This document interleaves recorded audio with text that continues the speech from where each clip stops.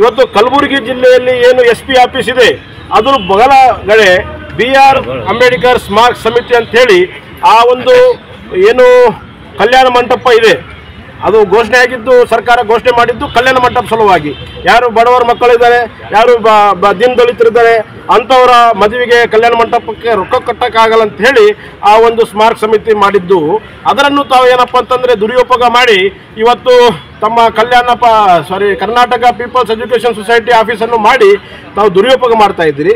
ತಾವು ದುರುಪಯೋಗ ಮಾಡಿ ಬೇರೆಯವರ ಮೇಲೆ ತಾವು ಬೆರಳು ಎತ್ತಿ ತೋರಿಸ್ತದಂದ್ರೆ ಇದಕ್ಕೆ ಯಾರು ನಂಬಲ್ಲ ಸ್ವಾಮಿ.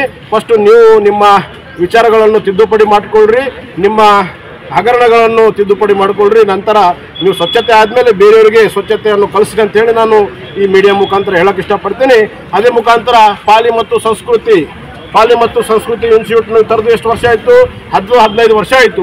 15 ವರ್ಷದಿಂದ ಈ ಕಡೆ ಒಂದು 10 ಹುಡುಗರಿಗೆ ತಾವು ಸರ್ಟಿಫಿಕೇಟ್ ಕೊಡಲಿಲ್ಲ ಅಲ್ಲಿಂದ ಇವ ಪಾಲಿ ಓದಿ ಹೋಗಿನ ಇವ ಸಂಸ್ಕೃತಿ ಓದಿ ಹೋಗಿನ ಅಂತೇಳಿ ನೂರಾರು ಕೋಟಿ ತಾವು ಅದರಲ್ಲಿ ಬಜೆಟ್ ಎತ್ತಿ 12 ಎಕರೆಯಲ್ಲಿ ದೊಡ್ಡ ಬಂಗ್ಲಾ ಕಟ್ಟಿ ಇವತ್ತು ನಿಮ್ಮ ಟ್ರಸ್ಟಲ್ಲಿ ಖಾಲಿ ಆಸ್ತಿ ಮಾಡ್ಕೊಂಡು ಕೂತಿದ್ರಿ. ಅದು ಎಲ್ಲ ಸರ್ಕಾರ ರೊಕ್ಕ ನಿಮ್ಮ 1 ರೂಪಾಯಿನೂ ಹಾಕಿಲ್ಲ. ಅಂಥವೆಲ್ಲ ತಾವು ಹಗರಣ ಮಾಡಿದ್ದು ತಾವು ಬೇರೆಯವ್ರ ಬಗ್ಗೆ ಈ ಥರ ಬ್ಯಾನ್ ಮಾಡಿ ಅಂತ ಹೇಳಿ ತಮಗೆ ನೈತಿಕತೆ ಇಲ್ಲ ಅಂತೇಳಿ ನಾನು ಭಾವಿಸ್ತೀನಿ.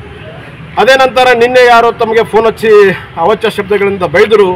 ಆದರೆ ತಾವು ಅದನ್ನು ಇದು ನೋಡ್ರಿ ತಾವೇ ನೋಡ್ರಿ ಅಂತೇಳಿ ಎತ್ತು ತೋರಿಸಿದ್ರಲ್ಲ. ಫಸ್ಟ್ ತಮಗೆ ಒಂದು ಮಾತು ಹೇಳಕ್ಕೆ ಇಷ್ಟಪಡ್ತೀನಿ ಸ್ವಾಮಿ. ತಾವು ಮೊದಲು ನಿಮ್ಮ ಬಾಯಲ್ಲಿ ಬರುವ ಮಾತುಗಳನ್ನು ಸ್ಪಷ್ಟವಾಗಿ ಮಾಡಿಕೊಳ್ಳ್ರಿ. ನಂತರ ಯಾರೋ ನಿಮಗೆ ಬೇರೆಯವರು ಬೈಯೋದು ತೋರಿಸ್ರಿ.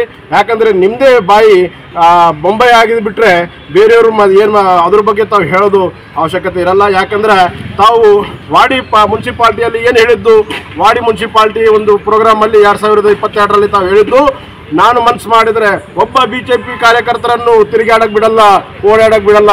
ಖಾಲಿ ಚಿತ್ತಾಪುರ ಅಷ್ಟೇ ಅಲ್ಲ, ಇಡೀ ಕಲಬುರಗಿ ಜಿಲ್ಲೆಯಲ್ಲಿ ಒಬ್ಬ BJP ಕಾರ್ಯಕರ್ತರು ಓಡಾಡಕ್ಕೆ ಬಿಡಲ್ಲ ಅಂತ ಹೇಳ್ತೀರಿ. ಇದು ನಿಮ್ಮ ಬಾಯಿ ಒಳ್ಳೆ ಮಾತುಗಳ, ಇದು ನಿಮ್ಮ ಮಾತಾಡೋ ಶೈಲಿನ. ಅದೇ ನಂತರ ಮೊನ್ನೆ ಏನು ರೈತರು ಬೆಲೆ ಹಾನಿ ಆಯಿತು, ಆ ಬೆಲೆ ಹಾನಿ ಆದಮೇಲೆ ನಮ್ಮ ಮೀಡಿಯಾ ಬಾಂಧವರು ತಮಗೆ ಸವಾಲು ಕೇಳಿದ್ರು ಏರ್ಪೋರ್ಟಲ್ಲಿ. ಅದರಲ್ಲಿ ತಾವು ಏನು ಹೇಳಿದ್ರಿ? ಮೋದಿ ಅವ್ರಿಗೆ ಏನು ಹೇಳಿದ್ರಿ? ಅಮಿತ್ ಶಾ ಅವ್ರಿಗೆ ಏನು ಹೇಳಿದ್ರಿ? ಇಂಥ ಮಾತುಗಳು ನಿಮ್ಮ ಬಾಯಲ್ಲಿ ಬರೋದು. ಫಸ್ಟು ನಿಮ್ಮ ಬಾಯಿಯನ್ನು ಸ್ಪಷ್ಟ ಮಾಡಿಕೊಳ್ಳಿ, ನಿಮ್ಮ ಬಾಯಿ ನಾಲಿಗೆಯನ್ನು ಸ್ಪಷ್ಟ ಮಾಡಿಕೊಳ್ಳಿ. ನಂತರ ಬೇರೆಯವರು ಯಾರು ನಿಮಗೆ ಬೈತಾ ಇದ್ದಾರೆ ಅದನ್ನು ವೈರಲ್ ಮಾಡ್ರಿ ಅಂತೇಳಿ ನಾನು ನಿಮಗೆ ಒಂದು ಅಭಿಪ್ರಾಯ ಹೇಳ್ತಾ ಇದ್ದೀನಿ. ತದನಂತರ ತಾವು ಇದೇ ಥರ ಮುಂದುವರಿಸಿದರೆ ಇವತ್ತು ನಿಮಗೆ ಖಾಲಿ ಫೋನ್ ಕರೆಗಳು ಬಂದಿರ್ಬೋದು. RSS ಸಣ್ಣ ಸಂಘಟನೆ ಅಲ್ಲ, ಪ್ರತಿ ಮನೆಯಲ್ಲಿ RSS, ಪ್ರತಿ ಗಲ್ಲಿಯಲ್ಲಿ RSS, ಪ್ರತಿ ರಕ್ತದಲ್ಲಿ RSS ಇದೆ. ತಾವು RSS ಅನ್ನು ಈ ಥರ ಅವಾಚ್ಯ ಶಬ್ದವನ್ನು ಬಳಕೆ ಮಾಡಿ RSS ಅನ್ನು ಬ್ಯಾನ್ ಮಾಡ್ತೀನಿ, RSS ಏನೋ ಮಾಡ್ತೀನಿ ಅಂತ ಹೇಳಿಬಿಟ್ರೆ ಇವತ್ತು ಖಾಲಿ ಫೋನ್ಗಳಲ್ಲಿ ಕರೆ ಬಂದದ. ನಾಳೆ ದಿವಸ ನಿಮ್ಮ ಮನೆತನಕ್ಕೆ ಬರ್ಬೋದು. ತಾವು ಹುಷಾರಾಗಿರ್ರಿ, ಇವೆಲ್ಲ ಚಟುವಟಿಕೆಗಳನ್ನು ಬಿಡ್ರಿ.